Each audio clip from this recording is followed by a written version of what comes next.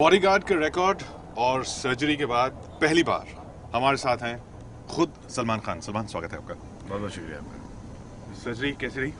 बढ़िया। आधे घंटे की सर्जरी थी। मुझे कहा गया था कि आधे घंटे की सर्जरी, लेकिन कुछ 8 घंटे चली। 8 घंटे?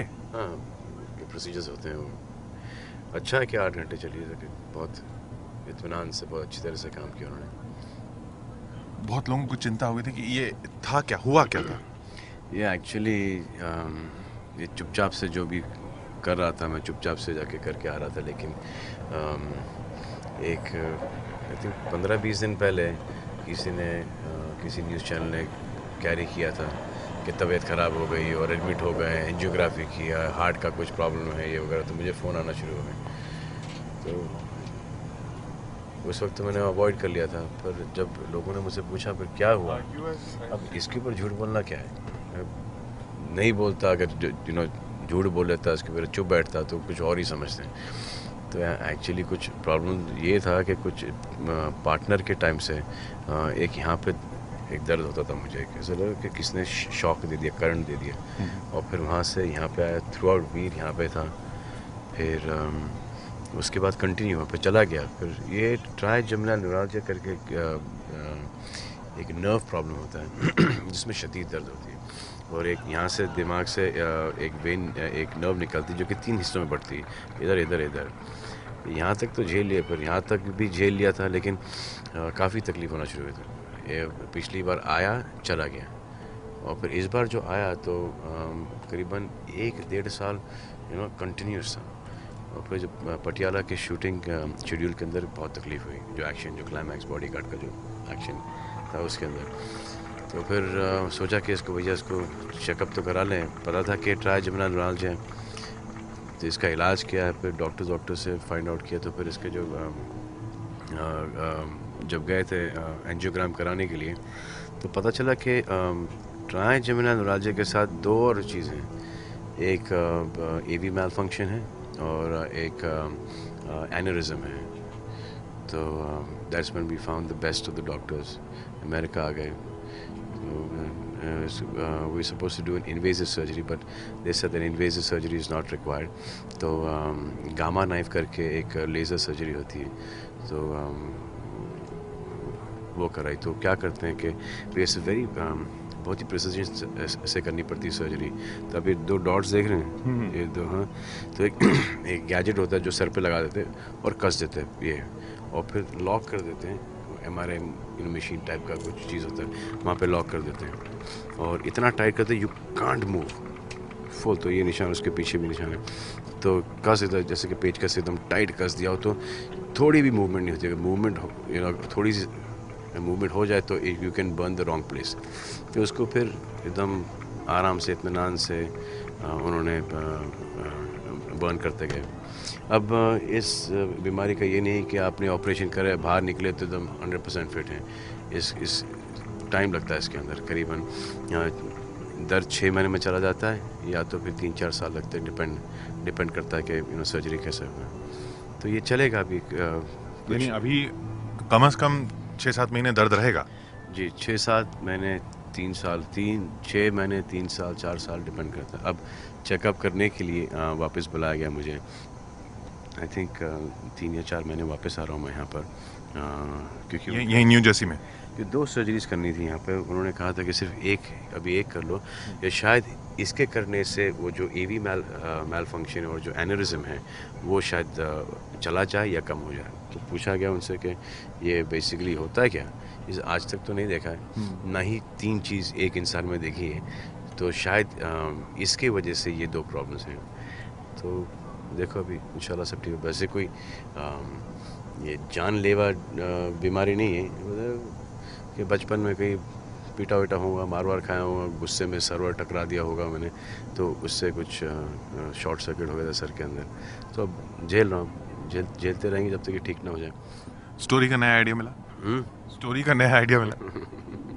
ना, तो ये कह रहा था कि didn't want to tell anybody, चुपचाप से आके, लेकिन इतना ढिंडोरा पिट गया इसका कि बीमार हैं और सर्जरी के लिए। और फिर जब एयरपोर्ट से निकल रहा तो ऐसा लग रहा था कि भैया कि इनको कुछ मालूम है जो मुझे नहीं मालूम है, कि इतनी सारी प्रेस, अरे कोई जानलेवा बीमारी के वापस आऊँगा कि भी नहीं आऊँगा। तो और फिर वो फैंस भी डर जाते हैं, फैंस के मैं खुद डर गया था कि ये क्या चल रहा है यहाँ पे। तो फिर वो सब वैसे ही फिर वो दुआएं वुआएं, people get worried, family gets worried, fans get worried. तो और फैंस आपके एक तो आपके फिल्मों के फैंस हैं, और एक आप जिस तरीके से फिटनेस के एक बहुत बड़े सिंबल बन गए हैं, अब फिटनेस के सिंबल को कुछ हो जाए तो लोगों को डरने लगता है, कहीं ऐसा तो नहीं कि ये सब करने से ये सब हो जाता है। ना ना ना, बिल्कुल नहीं।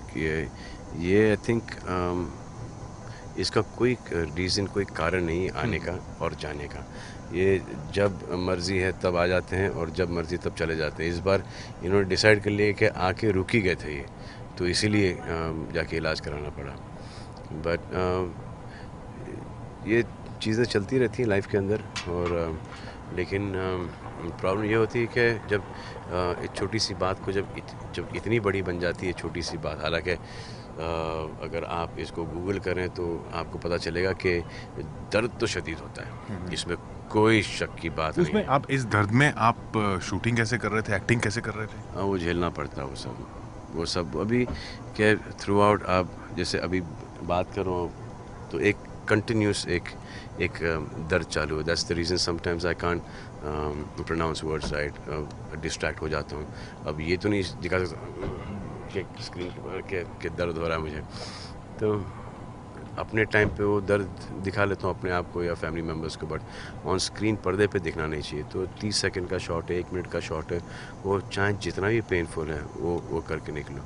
तो उससे ज़्यादा ये ज़्यादा पेनफुल है क्योंकि इसमें कोई कट नहीं। इसमें जो इंटरव्यू चलता है तो ये कोई 30 सेकंड का इंटरव्यू तो नहीं चलता, ये चलता है 5-10 मिनट, 15 मिनट, 20 मिनट का, आधे घंटे का चलता है। नहीं, जब आप कहेंगे तब हम बंद कर देंगे। ऐसे कोई पेशेंट को तकलीफ थोड़ी देंगे, और वो भी सलमान खान जैसे पेशेंट को। फिल्म बहुत अच्छी गई, और जो रिपोर्ट्स आ रही हैं कि बॉक्स ऑफिस के ये रिकॉर्ड, वो रिकॉर्ड, अब एक के बाद एक ब्लॉकबस्टर देते चले जाना, इससे डर नहीं बढ़ जाता है कि ये तो हर बार मुझसे उम्मीद करेंगे कि अब और नया रिकॉर्ड बनेगा? डर तो इस बात से लगता है कि दिमाग ख़राब ना हो जाए।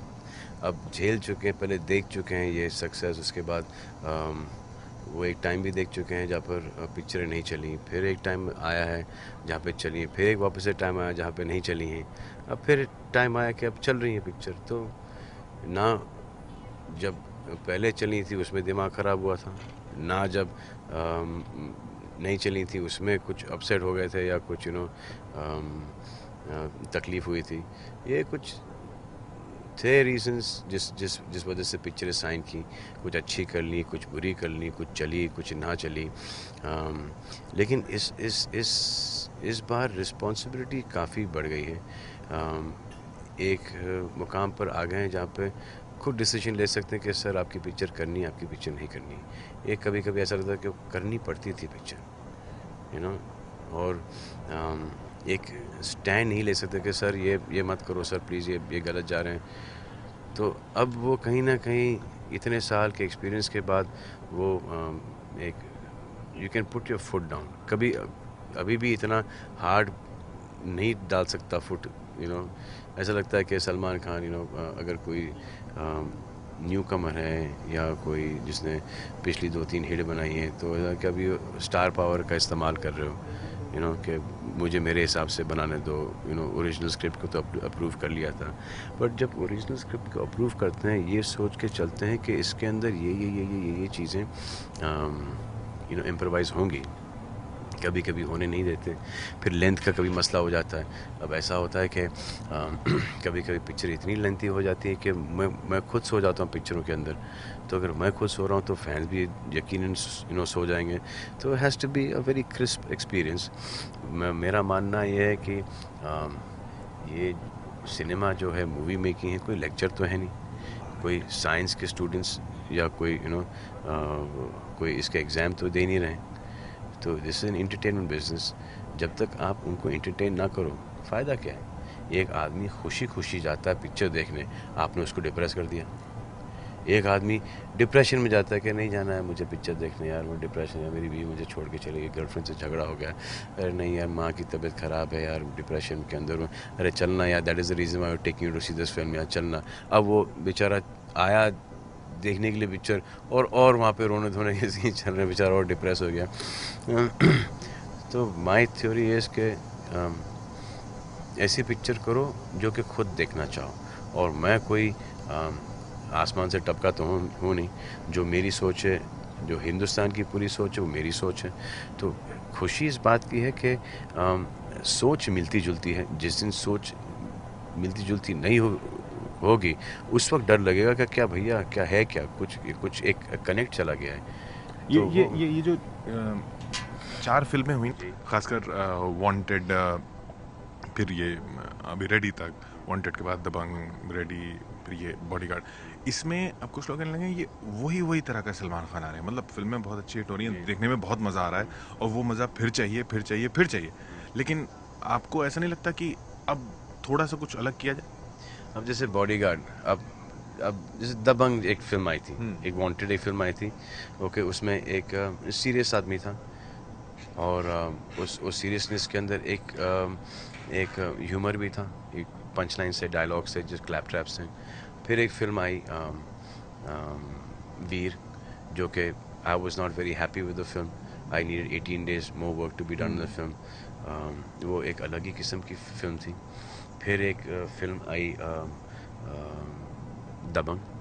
अब दबंग का कैरेक्टर बहुत ही अलग था, जैसे आपने नोटिस किया। फिर उसके बाद रेडी आई, टोटली अलग थी। अब बॉडीगार्ड आई, जो जॉनर तो एक्शन, और फिर उसके अंदर सेकेंड हाफ के अंदर फुल रोमांस है। तो फिल्म तो अलग ही है। अगर सेम पिक्चर बनानी है तो लेकिन सलमान खान वैसे वैसे ही लग रहे हैं। अब सलमान खान की शर्ट फट के निकलेगी और सलमान खान निकलेंगे। अगर किसी फिल्म के अंदर ना करूं तो बोलते हैं कि ना नहीं किया, करूं तो बोलते हैं तो फिर से किया। अब वो हर पिक्चर के अंदर, अब जैसे कि अगर मुझे से हॉलीवुड का किसी का एग्जाम, अगर मुझे से ब्रैड पिट की कोई पिक्चर देखनी तो I would rather see a Troy office than see any other film. अगर टॉम क्रूज की पिक्चर देखनी तो I would see Mission Impossible, और इस बार मिशन इम्पॉसिबल देखना तो बनता है क्योंकि अनिल कपूर भी है पिक्चर के अंदर। आई वुड सी। अगर स्टैलोन की पिक्चर है तो मैं स्टैलोन की एक इमोशनल फिल्म नहीं, जैसे कि एक पिक्चर आई थी कॉपलैंड, वो नहीं देखूंगा। वो I'll see Rocky, or I will see Rambo. I will see a film like that. So when it comes to my genre, they'll want to see a film like this, जिसमें एक हम आपके हैं कौन की भी क्वालिटी है, जिसमें एक अंदाज अपना अपना, एक कॉमेडी की भी क्वालिटी है, और फिर उसके अंदर एक एक्शन भी होगा।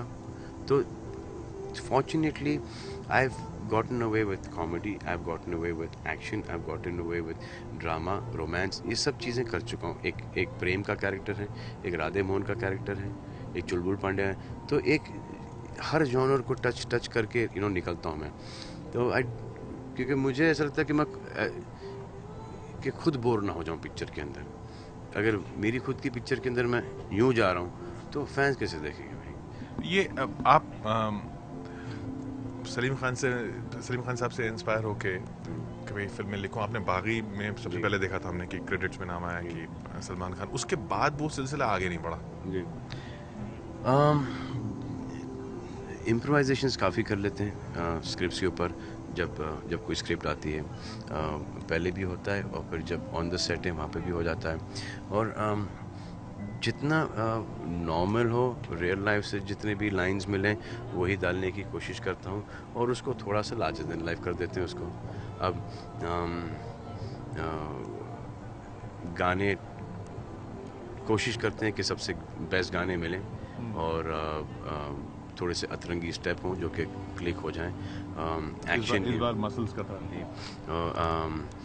एक्शन के अंदर ऐसा कुछ कि लार्जर देन लाइफ एक्शन। और फिर जब सीन्स के ऊपर आते हैं तो सीन्स, नॉर्मल सीन्स। तो एक, अगर आप दबंग को लेके चलें तो दबंग वैसे पिक्चर तो बहुत सीरियस थी, लेकिन जब एक्शन आता है तो it goes to different level. जब गाने आते हैं तो it goes to larger than life.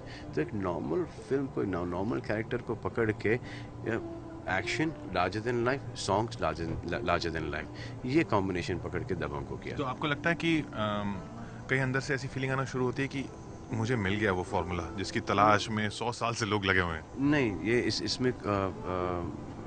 इसमें किसी को कोई फार्मूला नहीं मिलता। ये मेरी सोच है कि जो पिक्चर मुझे देखनी है, जो पिक्चर मैं देख चुका हूँ, जो पिक्चर जैसे मुझे एक धर्म जी का अभी तक शॉट याद है कि वो पट से लठ तोड़ते हैं, तो ये सब बचपन की जो मेमोरीज़ हैं, वही मेमोरीज़ लेके चल रहा हूँ कि अगर अभी तक वो मेमोरीज़ चलती आई हैं, अभी तक मैं सोचता हूँ कि हीरोइज़्म के ऊपर पिक्चर देखूँ, हीरोइज़्म पे पिक्चर देखूँ, तो मेरा तो एक एडवांटेज है ना कि मैं कर सकता हूँ क्योंकि मैं एक्टर हूँ, तो मैं क्यों ना करूँ। और अगर मेरी इच्छा कि मैं ये इस टाइप की पिक्चरें देखूं, तो 100% हिंदुस्तान की भी वही इच्छा होगी कि थोड़ा सा एक्शन देख लो, थोड़ा सा रोमांस देख लो, थोड़ा सा, और एक ऐसा नहीं कि कूट कूट के भरो, ऐसा नहीं कि डालने के लिए डालो, एक स्क्रीन प्ले के फ्लो के अंदर आना चाहिए। That is the most important thing. तो एक पिक्चर का plot emotionally correct, ethically, morally, and अगर ये तीन चीज़ करेक्ट हो, तो देन दस नथिंग टू वरी अबाउट। लेकिन ये सब उसी वक्त पता चलता है जब एक फिल्म फ्राइडे को रिलीज़ होती है। अब जैसे वांटेड के बाद वीर आई, वीर के बाद दबंग आई, तो एवरी पिक्चर में थोड़ा सा लार्जर देन लाइफ कोशिश की है, क्योंकि ये नहीं कि वो कंपेयर, अरे नहीं वांटेड बेटर थी यार, अरे नहीं यार वो दबंग का एक्शन इतना अच्छा नहीं था, दबंग वांटेड बेटर थी। It has to be Dabangg better than Wanted, Ready different kind of film, तो there is no comparison. Bodyguard might go into the same genre, तो सेम जॉनर का एक्शन बिगर देन। अब ऐसा नहीं हो कि ये बड़ा करते करते करते करते एक आदमी कैरिकेचर बन जाए, वही वही वही। तो it has to be done in limits, कि it has to look believable. तो ये आपको अगर इसका अंदाजा है तो मतलब फैंस निश्चिंत जी, रहें कि जी। ऐसा नहीं होगा कि बस ये बट ये कैरेक्टर बट जैसे कि ये शॉर्ट सर्किट हुआ है, ये भी शॉर्ट सर्किट हो सकता है, लेकिन जब तक सेंसिबिलिटीज़ हैं, जब तक फ्रेंड्स हैं, फैमिली हैं जो कि ज़मीन पे रखते हैं, तब तक ठीक ये है। जिस दिन आपको वो इच्छा नहीं होती वो कि नेशनल अवार्ड आए, डायरेक्टर बन जाऊं, ऐसा सीरियस एक्टर भी माना जाऊं? क्यों क्यों आप वो उन 4 क्रिटिक्स की बात कर रहे हैं जो कि अब मुझे 4 या 5 स्टार देंगे? आप नंबर्स देख लें। एक तरफ फाइट तो अनफेयर ही है ना। 100 करोड़, 110 करोड़ की आबादी, शायद बहुत ज़्यादा हो गई अभी, अभी तो ज़्यादा हो गई होगी ना। कितनी हो गई आबादी? 121 121 करोड़ की आबादी और 4 क्रिटिक्स। फाइट तो अनफेयर है फाइट, तो अब ये तो बेवकूफ़ी होगी ना कि लेकिन उनका भी मिल जाए, उनका उनका भी वो भी माने कि हाँ सलमान खान ने ये कमाल किया है।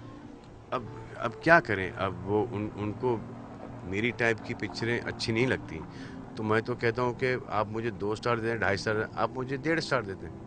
अभी से हर पिक्चर के लिए आगे तक के लिए आप मुझे 1.5 स्टार दे दें, 0 स्टार दे दें, -4 स्टार दे दें। अभी से आप डिसाइड कर लिए क्या कि आप मुझे कौन सा स्टार देने वाले हैं। मेरे को 4 नहीं चाहिए, 5 नहीं चाहिए, मैं आपसे मांग रहा हूँ स्टार्स।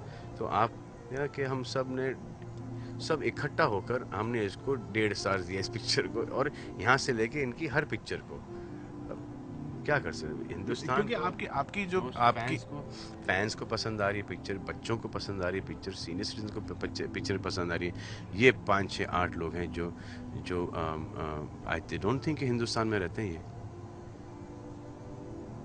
ये आपके आपके क्रिएटिव एबिलिटी इन सब पे सवाल नहीं उठाते हैं? क्योंकि आप जैसी पेंटिंग करते हैं या और जैसे आपके जो दूसरे परसूट्स हैं, उससे ऐसा तो नहीं लगता कि आपको उस फाइन आर्ट की समझ नहीं है जिस तरफ ये इशारा आप करना चाहते हैं? लेकिन आप कह रहे हैं कि आप जानबूझ के आप फैंस के लेवल पे ही रह के उसी पे। देखिए, मैं भी ऐसी पिक्चरें देखना पसंद करूँगा। अब मेरी सेंसिबिलिटी ये है, तो अब मैं क्या करूँ। मुझे अगर मुझे टैक्सी में कहीं पे जाना है और वो टैक्सी वाला हिंदी समझता है, मैं उससे अंग्रेज़ी नहीं छाटूंगा।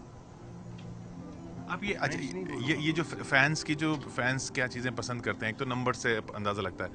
वैसे आपको नहीं लगता कि मुंबई में रह के एक फिल्म स्टार इतना कट जाता है स्मॉल टाउन इंडिया से कि उसको और ज़्यादा समझने की ज़रूरत पड़ती है? आप कैसे दबंग का कैरेक्टर आपने कैसे समझा?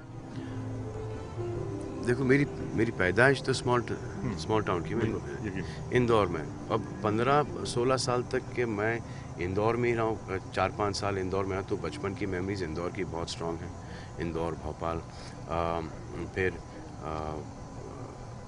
शूटिंग्स पे जब जाता हूँ मैं तो इंटीरियर्स में ही जाता हूँ, लोकेशन वगैरह पे, तो आंखें खुली रहती है, कान खुला रहता है, और जब भी कोई कैरेक्टर दिख जाता है मैं, अब मेरे साथ मेरी सिक्योरिटी के अंदर जब मैं आउट ऑफ द कंट्री रहता हूँ या जब मैं इन द आउटडोर लोकेशंस पे रहता हूँ, तो कितने सारे पुलिस वाले मेरे साथ रहते हैं मेरे प्रोटेक्शन के लिए, तो वो सब दिखने को मिलता है। अगर आप अपने में खोए हो तो आपको बाहर का तो कुछ दिखाई देगा नहीं। तो इंटरेक्शन होता है लोगों से, और थ्रू आउट इंटरेक्शन होता है, because as a hero people come up to you, people you get a feedback. बच्चे हैं, बुजुर्ग हैं, औरतें हैं, लड़कियां हैं, यंगस्टर्स हैं, और फिर वो गाड़ी को चेस करने वाले मोटरसाइकिल्स के ऊपर, जो कि मुझे कभी कभी बहुत गुस्सा आता है उनके ऊपर, क्योंकि वो गिरेंगे, उनकी हड्डियाँ टूटेंगी, उनके माँ बाप को तकलीफ़ होगी, और बिल मेरे पे फटेगा। तो ये सब चीज़ें हैं जो कि दिखाता है आपको कि कि what to do and what not to do. और ये दिखाता है कि आपकी ऑब्जर्वेशन वाकई ऐसी है जो उनके दिलों को छू रही है, तभी तो ये फिल्में चल रही हैं। इशारा हमें हो चुका है शेरा साहब की तरफ से भी कि बस अब आपको और तकलीफ न दे। बहुत बहुत शुक्रिया सलमान हमसे बात करने के लिए, और मुबारकबाद आपकी फ़िल्म के लिए, और सबसे बड़ी मुबारकबाद तो इस तकलीफ से आपको छुटकारा मिले बहुत बहुत जल्द। थैंक यू, दुआएं का काम आई, और आप लोग ने जिस हिसाब से सपोर्ट किया इस फिल्म को, everybody, all the fans, everybody gone to see the film, और सबका बहुत बहुत शुक्रिया, सबका बहुत बहुत धन्यवाद। Thank you very much.